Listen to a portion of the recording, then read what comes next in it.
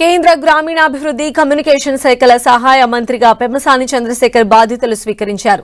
తనకు కేటాయించిన శాఖలను సమర్థవంతంగా నిర్వహిస్తానన్నారు పెమ్మసాని. తనకు కేంద్ర సహాయ మంత్రి పదవి బాధ్యతలు అప్పగించినందుకు ప్రధాని మోదీ, ఏపీ సీఎం చంద్రబాబుకు ధన్యవాదాలు తెలిపారు. ఆయన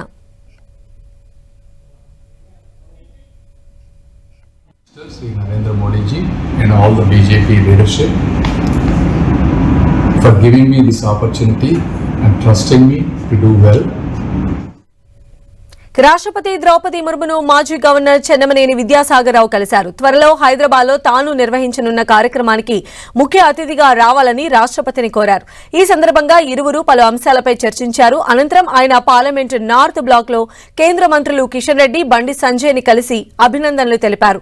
బండి సంజయ్ తో ముచ్చటించిన చెన్నమనేని పాత జ్ఞాపకాలను గుర్తు చేశారు. గతంలో చెన్నమనేని ఉమ్మడి రాష్ట్రంలో బీజేపీ రాష్ట్ర అధ్యక్షుడిగా ఉంటూ కరీంనగర్ ఎంపీగా గెలిచారు. అంతేకాదు 1999లో వాజ్పేయి ప్రభుత్వంలో విద్యాసాగరరావు కేంద్ర హోంశాఖ సహాయ మంత్రిగా పనిచేశారు.